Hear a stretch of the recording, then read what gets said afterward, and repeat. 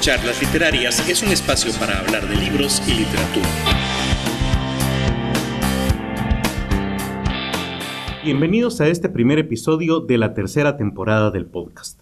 Como siempre, nos transmite cada jueves a las 8 de la noche 1900 Radio en Línea y los viernes serán Viernes de Charlas porque encontrarán un nuevo episodio en las plataformas de podcast favoritas.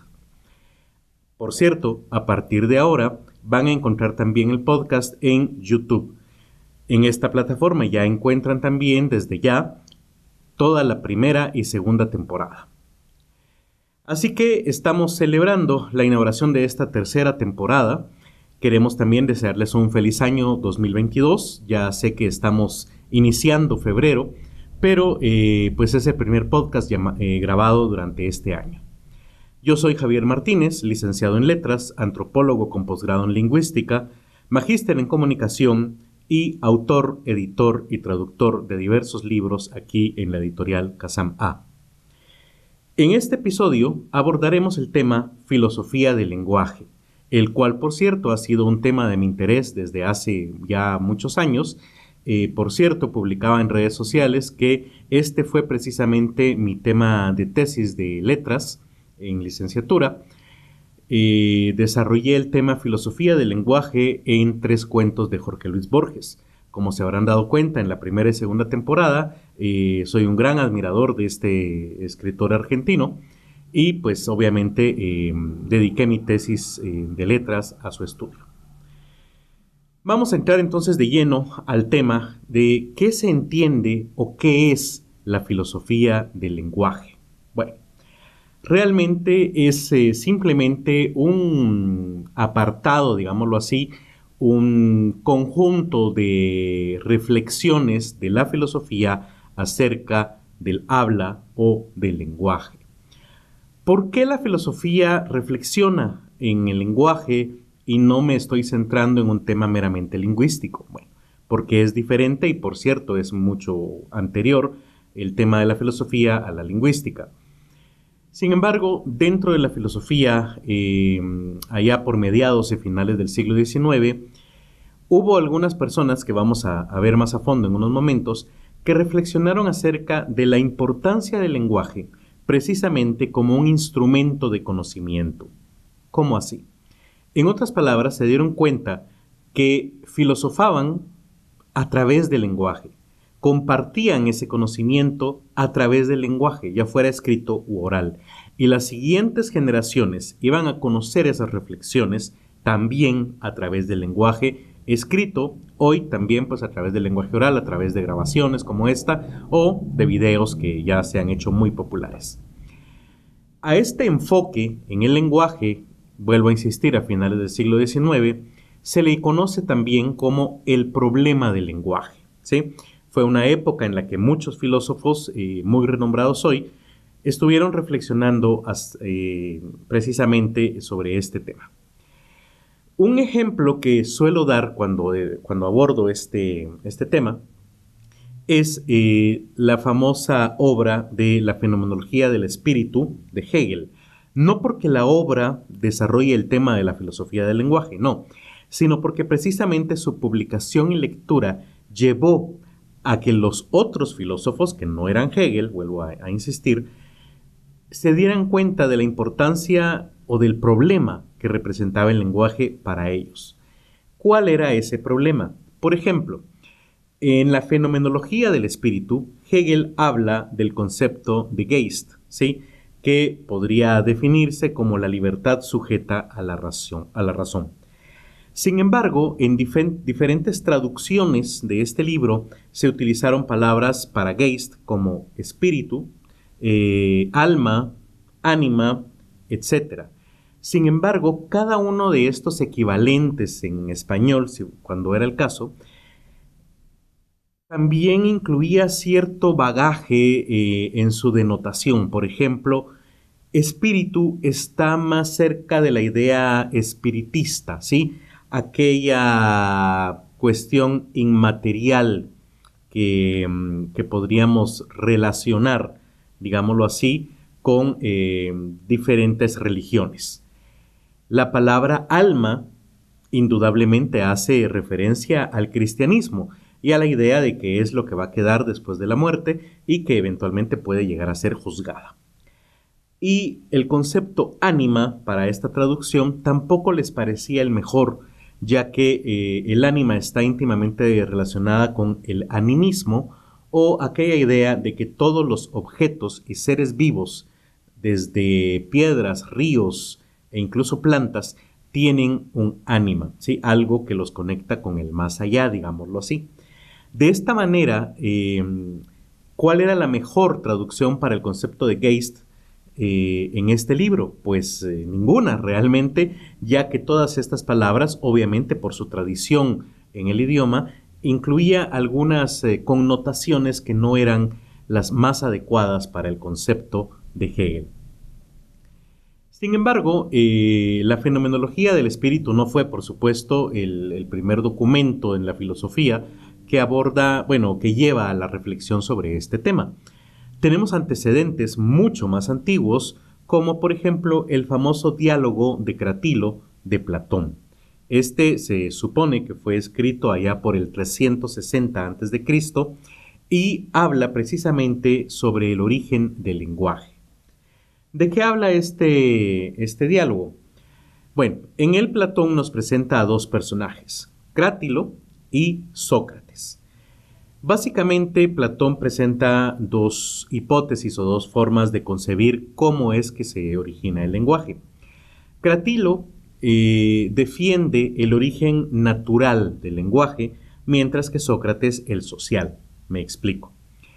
Cratilo dice que el lenguaje lo crearon los dioses o entendamos acá también recordemos el concepto de las deidades de la antigua Grecia que estaban íntimamente relacionadas con los fenómenos naturales. Entonces, de alguna manera decir que el lenguaje lo crearon los dioses, también podríamos deducir que es una cuestión natural. Un ejemplo, básicamente lo que dice Cratilo y los ejemplos que da es que el lenguaje de alguna manera es una onomatopeya. Recordemos que la onomatopeya es la figura literaria que imita los sonidos naturales. Por ejemplo, se ha propuesto que la palabra silbido en español es una onomatopeya para silbar. Me gustaría darles un ejemplo, pero soy pésimo para silbar. Pero si ustedes se dan cuenta, silbido suena a eso, suena a un silbido precisamente. Otro ejemplo en español que dicen que es una onomatopeya es cascada. Ese tal vez sí nos suena un poquito más. Cascada. Suena como el agua que va golpeando las piedras durante su caída. También dicen que la palabra guerra hace referencia al sonido de los metales que chocan entre sí. Tal vez hay que tener un poco más de imaginación, pero son algunos ejemplos de onomatopeyas en español que han entrado a nuestro lenguaje. Sócrates, por el contrario, decía que no, que el origen del lenguaje era social, una imposición de poder. Por ejemplo, la palabra agua realmente no tiene ninguna relación con el líquido, ¿sí? Yo le puedo llamar agua como le puedo llamar plush plush o lo que se me ocurra, ¿sí? Sin embargo, para que toda mi tribu, digámoslo así, para que todo mi grupo social también le diga agua y no nos confundamos y podamos comunicarnos, el jefe de la tribu, del clan, del grupo, llámelo usted como quiera, me indica, le vamos a llamar agua a esta cosa que moja, ¿sí? De repente alguien dice, no, yo le quiero llamar plush plush. Bueno, entonces aparece otra vez el líder y le dice, no, le vas a llamar agua. Y si no te gusta, vas a tener alguna reprimenda. Te voy a golpear, si aún así no seguir las instrucciones, te voy a golpear más fuerte y eventualmente la reprimenda puede llegar a ser incluso que te eche del grupo, del clan. Entonces, o me adapto a lo que el líder desea o voy a sufrir alguna consecuencia de tipo social. A pesar de que ya van más de 2300 años de esta teoría planteada por Platón, realmente hoy, 2021, todavía muchos lingüistas siguen debatiendo el origen del lenguaje. Dentro del grupo que pertenece de alguna manera al de Cratilo, encontramos al famoso lingüista Noam Chomsky, todavía vivo, quien a mediados del siglo XX estuvo investigando un concepto llamado universales del lenguaje. Básicamente lo que Chomsky decía era que todos los seres humanos al nacer tenemos ya esa capacidad innata, decía él, de aprender un idioma, ¿sí? No necesitamos desarrollarla, no necesitamos un proceso para aprender un idioma. Y no importa a qué grupo social pertenezcamos. Por ejemplo, nace usted en Guatemala, aprende español, ¿sí? O alguno de los idiomas mayas. Sin embargo, agarramos ese mismo niño y lo llevamos a China, aprenderá chino y usted no tiene que hacerle nada al niño, ¿sí? Simplemente ya traemos en nuestra mente esa forma en la que vamos a aprender. Realmente los padres tampoco deben esmerarse mayor cosa en hacer que el niño aprenda el idioma. El niño simplemente lo va a aprender. Usted me va a decir, no, yo tuve que llevar a mi hijo a terapia de lenguaje, o no, yo me tuve que centrar en explicarle lo que significaban ciertas palabras. Y sí, pero primero, llevarlo a una terapia de lenguaje, lo vamos a ver en un momento qué implica, pero eso lo hace usted por presión social. Realmente el niño ya había aprendido a hablar, ¿sí? Sin que usted hiciera nada especial. Tal vez lo que quiera es refinar alguna de sus capacidades. O, por el otro lado, cuando el niño le pregunta qué significan ciertas palabras, implica que el niño ya aprendió que el mecanismo para decir o para conocer el significado de las palabras es preguntar. Usted no le enseñó cómo hacer preguntas. ¿Me doy a entender? Ya el niño lo aprende por sí mismo. Esto nos lo dice Noam Chomsky. Cuando él hablaba de universales del lenguaje, era eso que de alguna manera se encuentra innato ya en el cerebro, y también qué es lo que hace que un idioma sea aprendible, qué es lo que el chino, mandarín, el ruso o el español tienen en común para que cualquier ser humano de cualquier época y de cualquier grupo social pueda aprenderlo desde su nacimiento. ¿Cuáles son esas características? Por el otro lado, el grupo al que pertenece Sócrates, que afirma que el lenguaje tiene un origen social, podemos encontrar a Ferdinand de Saussure, famoso por haber creado prácticamente la ciencia de la lingüística, también a inicios del siglo XX, y él básicamente lo que propone es que realmente es la comunidad lingüística la que nos impone el lenguaje. Así como el ejemplo del líder del clan o de la tribu golpeando a esa persona que le quería decir plush plush al agua, resulta que la comunidad lingüística también de alguna manera nos hace presión para que hablemos de cierta manera. Llámele usted bullying si quiere, como actualmente le podrían llamar, pero esa presión de la comunidad lingüística la encontramos fácilmente en el siguiente ejemplo. Yo tengo un hijo que le costaba un poco la pronunciación del fonema L, ¿sí? Por ejemplo, decía por favor en vez de por favor. Queríamos que mi hijo ingresara a cierto colegio y sabíamos que le iban a pedir también tener ciertas capacidades lingüísticas para poder ingresar. Entonces, por la comunidad lingüística, la comunidad lingüística a la que queríamos que entrara, por presión social, lo llevamos precisamente a terapias de lenguaje. Un año lo estuvimos llevando y al fin el niño efectivamente logró pronunciar esta letra. Les hablo, por supuesto, de prekinder, ¿sí? Un niño de 4 o 5 años, muy pequeño. Es así como la comunidad nos obligó a que nuestro niño, para cierta etapa de su vida, ya supiera pronunciar el fonema L, que por cierto no es un problema de mi hijo, es un problema muy usual en cualquier hablante del español, ya que nuestro fonema R es bastante difícil de pronunciar y es muy fácil convertirlo en una L fonéticamente hablando. Por ejemplo, ¿qué sucede en Puerto Rico, donde hemos visto de alguna manera que se utiliza fácilmente el fonema L y dicen Puerto Rico, por ejemplo, ¿sí? Allá me imagino que la comunidad lingüística por algunas razones sociales, económicas y políticas, hablo de pertenecer a Estados Unidos como un Estado libre asociado, donde el idioma inglés tiene todavía más presencia que en otros países latinoamericanos y me imagino que inducen a que los niños hablen más inglés que español o con saber hablarlo es suficiente, ya perfeccionarlo en la pronunciación de la R es un extra, entonces no hay tanta presión social para que el niño pronuncie la R, con que sepa hablar español y lo entienda es suficiente. Entonces allá no existe tanta presión social como en otros países latinoamericanos, concretamente para ese fonema. De esta manera, Ferdinand de Saussure nos dice, bueno, la comunidad lingüística, tal vez no el líder, tal vez no el presidente, va a llegar a amenazarnos con golpearnos si no pronunciamos bien el español, pero sí la comunidad lingüística. Es tan fácil como ver hoy en redes sociales. Cometa usted un error de ortografía en una publicación, rápidamente van a empezar a los comentarios, ¿verdad? Así nos escribe, y eso que dice que es lingüista, ¿verdad? Eso que dice que es traductor. Entonces, claro, también depende de las expectativas, ¿sí? Si usted se dedica, a un área que no necesariamente está relacionada con las letras, la literatura, la traducción, la comunicación, etcétera, es muy probable que su grupo lingüístico, su comunidad lingüística, no reflexione tanto o no le insista, no le haga tanta presión ante un error ortográfico. Pero si se dedica a estas profesiones, es altamente probable que se le critique precisamente.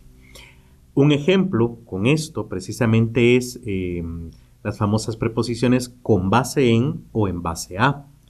Nuestra comunidad lingüística latinoamericana ha dejado de presionar para que escribamos con base en, que es la forma correcta según la RAE. Ya lo hemos visto en capítulos anteriores de la segunda temporada. Y entonces cuando alguien escribía en base a, nadie lo criticaba o había muy pocas personas que le decían, mira, en redes sociales realmente se escribe con base en, no en base a. Y entonces, ante la falta de presión social, empezó a utilizarse más y más al punto que actualmente Fundeu, y me parece que la RAE, este dato la verdad no lo tengo en mente en este instante, ya han registrado el uso de en base a como algo posible, ¿verdad? Como un uso culto. Y también con base en, pues sigue siendo culto, pero la otra versión, en base a, ya no se le ve tan mal porque la mayoría de nosotros dejó de hacer presión social, la comunidad lingüística dejó de señalarlo como un error y entonces pues ya se registra de una manera más cotidiana y usual. El problema es que las reflexiones posteriores sobre el lenguaje tuvieron que ver con la exégesis bíblica. Digamos, dejando por un lado los aportes de Platón, durante la Edad Media, el Renacimiento, etc., al lenguaje se le abordó ya no por el lenguaje en sí, ni tampoco filosóficamente, sino teológicamente. A las personas que se acercaban al lenguaje, lo que le interesaba conocer era el mensaje divino que contenía la Biblia, ¿ya? Entonces no importaba el lenguaje per se, sino que importaba que yo lograra entender el mensaje de Dios en la Biblia. Esto está más cerca del concepto que conocemos como exégesis bíblica, que es la interpretación de la Biblia, que actualmente se conoce en algunas iglesias como escatología y fuera del ámbito teológico también se le conoce como hermenéutica. Y entonces estas reflexiones se centraron en cómo traducir, cómo interpretar ese lenguaje divino en diferentes contextos cotidianos. En algunas ocasiones también, durante la Edad Media y el Renacimiento, las reflexiones se centraron más que nada en el latín, tanto porque la Biblia estaba escrita en latín y la misa se decía en este idioma, como porque se consideraba que este idioma latino podía servir como una lengua franca para toda Europa y comunicarse de esa manera. Llegamos así al siglo XX realmente con un famoso grupo de pensadores conocido como el Círculo de Viena. Les estoy hablando alrededor de 1921 y 1936. Un filósofo muy famoso que pertenece a este grupo es Bertrand Russell. Este filósofo destacó la importancia del lenguaje para comprender el mundo. En otras palabras, se preguntaba una vieja cuestión filosófica: ¿es el lenguaje el vehículo del pensamiento o el pensamiento el vehículo del lenguaje? En otras palabras, ¿pensamos porque podemos hablar o hablamos porque podemos pensar? Hace poco, casualmente, estaba viendo en redes sociales unos videos que me parecieron interesantes porque eran dos muchachos que estaban ahondando y se descubren ellos, al estar platicando entre sí, que algunas personas no tienen monólogos internos. Quiero decir, cuando leen sin hablar, o sea, cuando leen en voz baja, diríamos, no están oyéndose a sí mismos, mientras que otras personas, entre las que me incluyo, cuando leo en voz baja, sí me escucho a mí mismo leyendo. Pasa lo mismo con hacer monólogos internos. Cuando uno piensa, está hablando consigo mismo, es casi como si uno pudiera escucharse, mientras que otras personas resulta que no. Entonces, precisamente, esa cuestión que se puso de moda hace una semana más o menos como tema en algunos grupos de redes sociales, pues resulta interesante porque ya eran algunos de las cuestiones que se planteaba Russell en el Círculo de Viena. Concretamente, él estudió la referencia o denotación. En otras palabras, cómo una palabra llega a tener el significado que tiene, ¿sí? Seguramente todos, cuando fuimos niños, jugamos a repetir muchas veces y de manera muy rápida la misma palabra hasta que ésta quedara sin sentido. Cualquier palabra funciona. Les propongo ventana. Hagan el ejercicio si quieren. Pónganle pausa al podcast y repitan, por ejemplo, la palabra ventana muchas veces. Ventana, ventana, ventana, ventana, ventana, hasta que se van a dar cuenta que deja de tener sentido, ¿ya? Entonces ya no tiene el significado que debería tenerlo. Es un juego interesante. Otro ejercicio, otro ejemplo que podemos hacer acerca de la denotación es pedirles que ustedes cierren sus ojos en este momento y cuando yo pronuncie la siguiente palabra tengan una imagen bastante gráfica, ¿sí? Una idea bastante visual de lo que esa palabra significa para ustedes. Es esta palabra: vehículo. Vehículo. Ok, espero que ya tengan esa imagen mental. Muchas personas piensan, por ejemplo, en una furgoneta. Otros piensan en un sedán. Otros piensan en un carro tipo hatchback. O podríamos pensar en un vehículo convertible. A pesar de que utilizamos la misma palabra, el significado en la mente de muchas personas va a variar.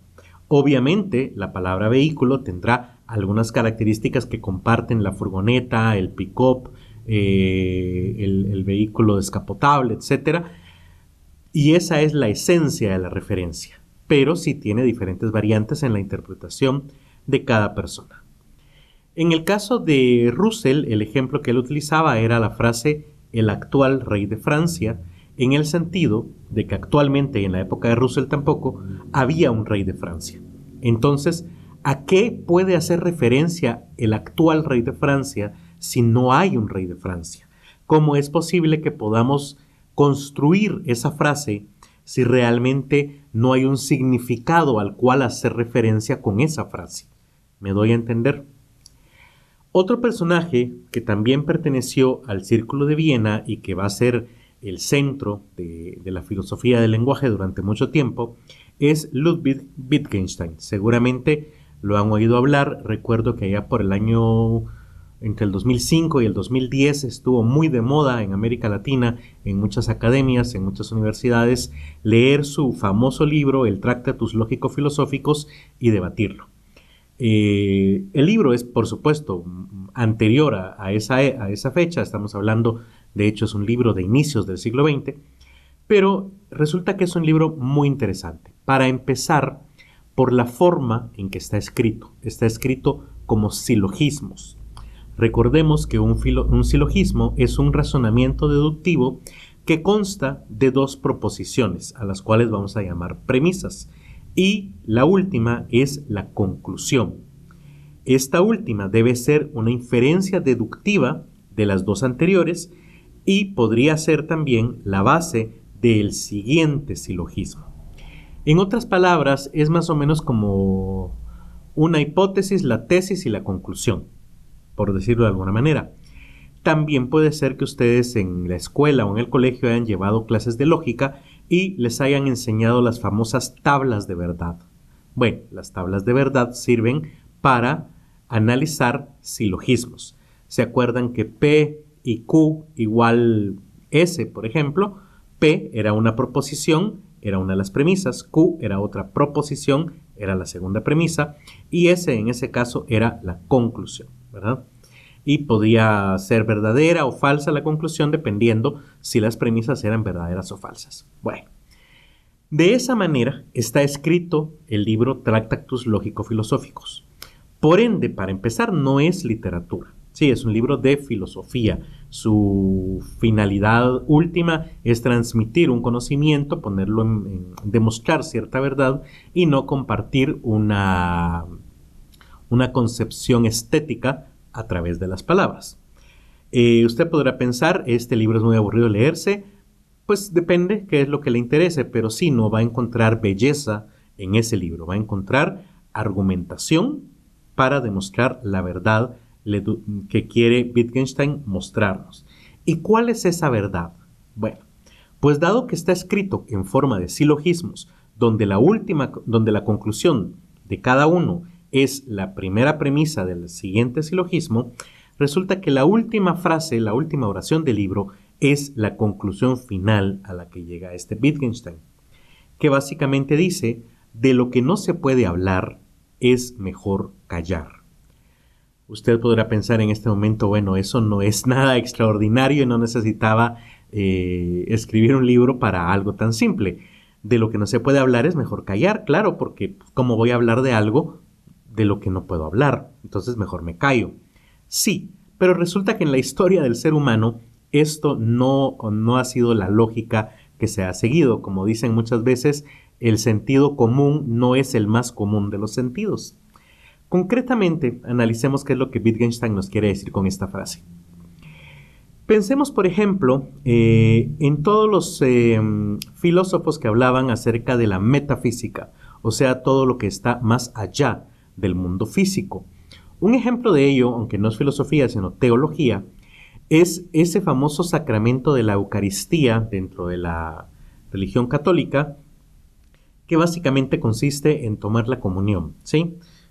Si usted alguna vez ha ido a una iglesia o ha visto este tipo de ritual, se habrá dado cuenta que antes de compartir la Eucaristía, el sacerdote levanta al cielo la copa de vino y la hostia y hay un momento sacramental ahí. Y en ese momento sacramental hay una transformación. La hostia se convierte en carne de Cristo y el vino en su sangre. Okay. Usted podría objetivamente decir, bueno, pero yo probé la hostia antes de la consagración, sabía pan, la probé después y también sabía pan. Y el vino, pues lo mismo, sabía exactamente igual antes que después. Sin embargo, para los creyentes son dos cosas completamente distintas, ¿sí? Porque tanto el vino como la hostia han pasado por un proceso que la Iglesia llama transustanciación. Ese proceso es el que cambia la hostia y el vino a sangre y cuerpo de Cristo, sin cambiar sus propiedades físicas, pero sí sus propiedades metafísicas, ¿ya? ¿Cómo sucede esto? Bueno, no sabemos. Sin embargo, hay una gran cantidad de teólogos que han escrito libros donde proponen teorías de cómo es que sucede la transustanciación, ¿ya? Obviamente por fe, las personas lo ven distinto. Incluso es a lo que llamamos las procesiones del Corpus Christi, que es cuando guardan la hostia consagrada dentro de una copa especial que usualmente tiene como rayos, parece un sol, y la llevan visitando diferentes lugares de una parroquia. No es lo mismo para un creyente la hostia antes de consagrar que el Corpus Christi ya una vez consagrado. Entonces, ¿cuál es ese proceso por el cual sucede la transustanciación? No lo sabemos, pero hay teorías. Y hay libros que refutan esas teorías. Hay otros libros que ahondan en la teoría y que refutan la refutación de la teoría original. Toda esta construcción de conocimiento, diría Wittgenstein, es nula. ¿Por qué? Porque la transustanciación es algo que pertenece al mundo metafísico, ¿sí? Cuidado, aquí no estoy diciendo que Wittgenstein dice que no existe Dios o que yo estoy en contra de la religión, no. Simplemente lo que está diciendo Wittgenstein es: la transustanciación pertenece al mundo metafísico, ¿ya? Y el lenguaje que yo tengo, en este caso el idioma español, nació aquí en este mundo físico, ¿ya? Puedo rastrear la creación del idioma español, cómo fue cambiando, cómo fue evolucionando hasta, bueno, perdón, no evolucionando, cómo fue cambiando hasta el español que hablamos hoy. Con el idioma español yo les puedo hablar de tomates, de cebollas, de paredes hechas de bloc, del aire que respiro, ¿sí? Pero no les puedo hablar de cosas que... ¿Y por qué puedo hablarles de eso? Porque pertenecen a este mundo físico en el cual vivo. Entonces, mundo físico, lenguaje del mundo físico, perfecto, me funciona para todo lo físico. Pero para ese otro mundo que no conozco y que es el metafísico, no puedo utilizar este lenguaje porque me va a quedar corto, ¿sí? Necesitaría un supuesto lenguaje metafísico que obviamente no poseo. Por ende, utilizar mi lenguaje metafísico, llámese español, alemán, inglés, mandarín, lo que usted quiera, para hablar de cosas metafísicas, es imposible. Entonces, ¿qué hago? Pues haga lo que hace Wittgenstein, que le dice, es mejor callar.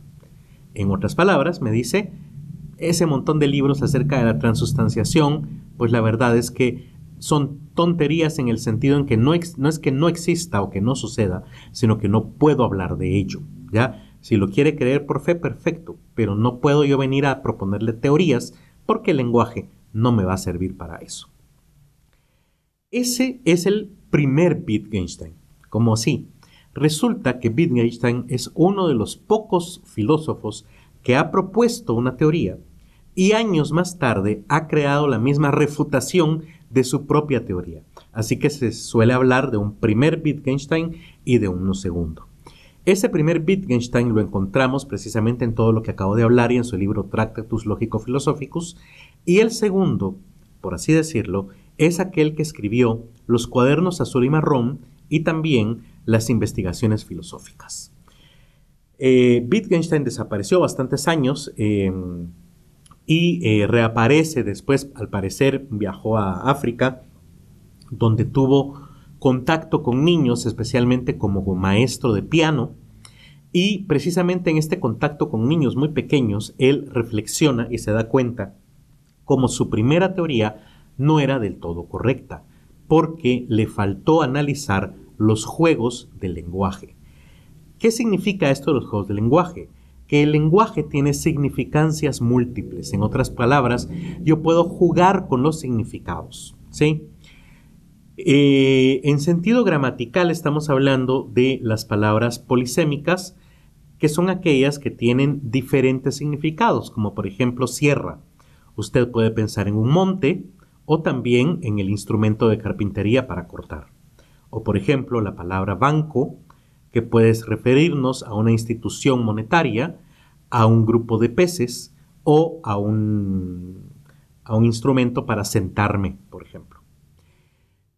Pero más allá de las palabras polisémicas, también están, por ejemplo, o al menos en el caso del español, y obviamente en cualquier idioma, lo que llamamos albures, las palabras de doble sentido pícaro, por ejemplo. Por ejemplo, la palabra verga. Todos sabemos que hace referencia al pene, por ejemplo, en español, pero también es uno de los mástiles transversales de un barco. La palabra moronga también, otra vez también hace referencia al pene, pero también hace referencia a un tipo de comida que se consume al menos aquí en Guatemala, o por ejemplo tortear, bueno, hay varias palabras de este tipo. Sin embargo, en lo que se centra Wittgenstein es en los juegos de los niños, ¿sí? En cómo juegan a darle doble significado y a veces algunas palabras sin significado completo. Pensemos en las canciones infantiles o en las rondas infantiles también, ¿verdad? Y Wittgenstein básicamente concluye en que para comprender el lenguaje, lo que hay que hacer es centrarse en el estudio del aprendizaje que tienen los niños pequeños. Precisamente ese proceso que tienen entre los 0 a los 5 años de edad, donde empiezan a aprender a hablar.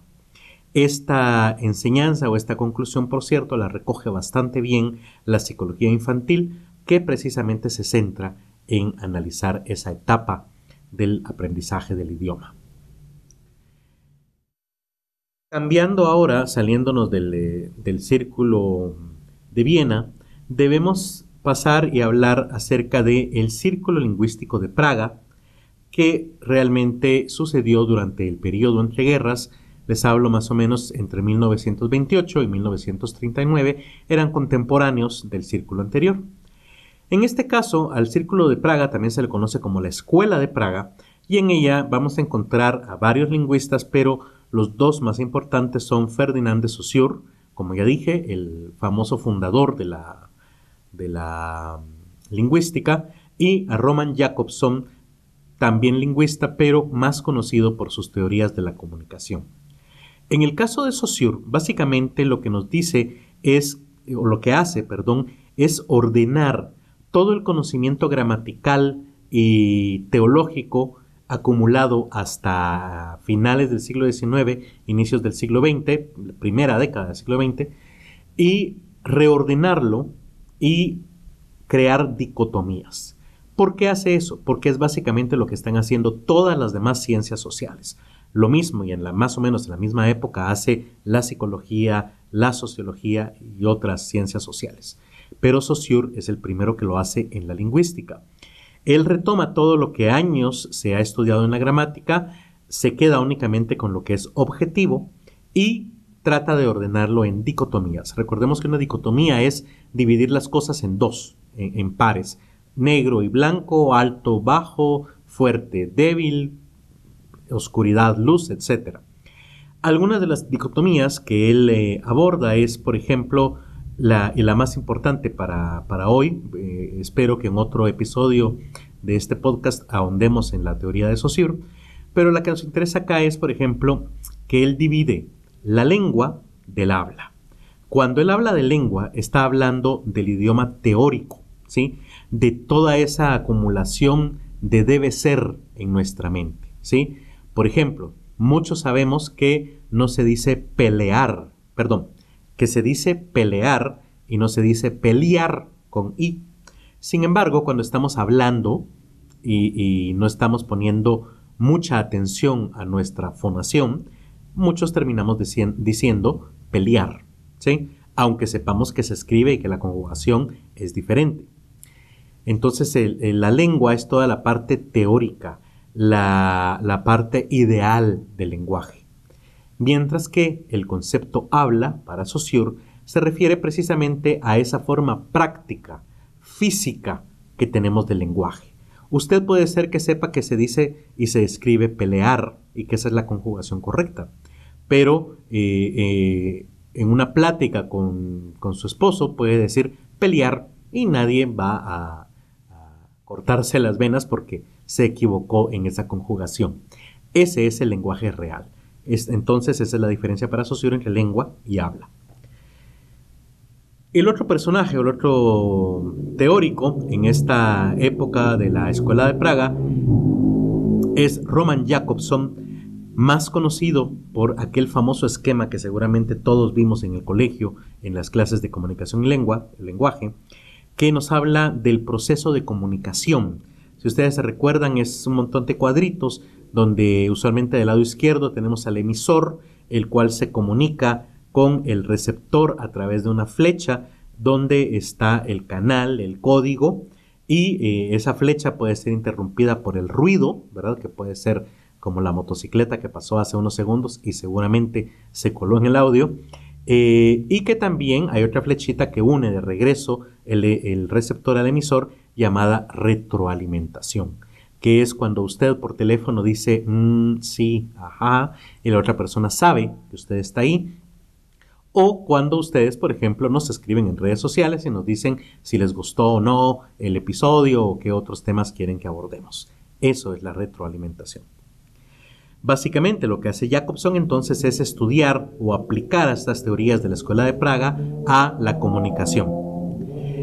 Vemos que entonces la Escuela de Praga, o sea, Saussure y Jacobson, son realmente funcionalistas. Esto quiere decir que ellos se centran en la función del lenguaje, la cual es comunicar.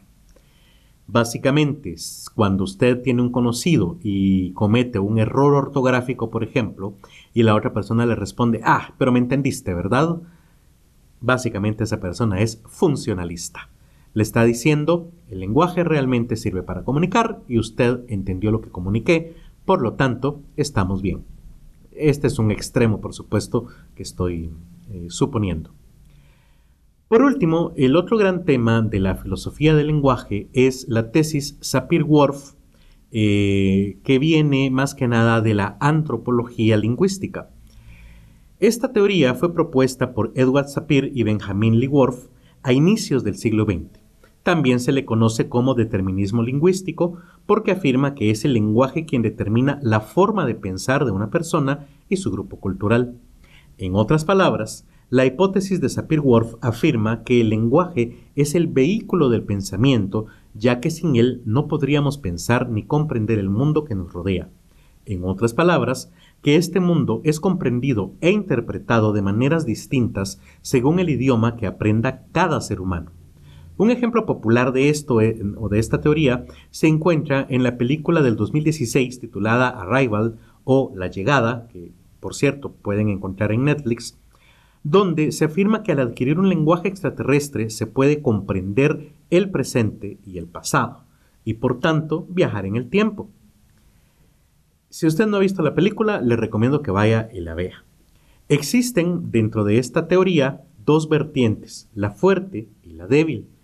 La vertiente fuerte afirma que el pensamiento del ser humano está moldeado por su lenguaje, o sea que solo podemos pensar aquello que podemos expresar. Un ejemplo sería que el idioma español tiene 3 tiempos, presente, pasado y futuro, así como 3 modos, indicativo, que implica certeza, subjuntivo, que implica incertidumbre, e imperativo, que son órdenes. Y por último, 2 aspectos, el perfecto, que se refiere a verbos que han sido realizados, y el imperfecto, que se refiere a verbos que están todavía en proceso.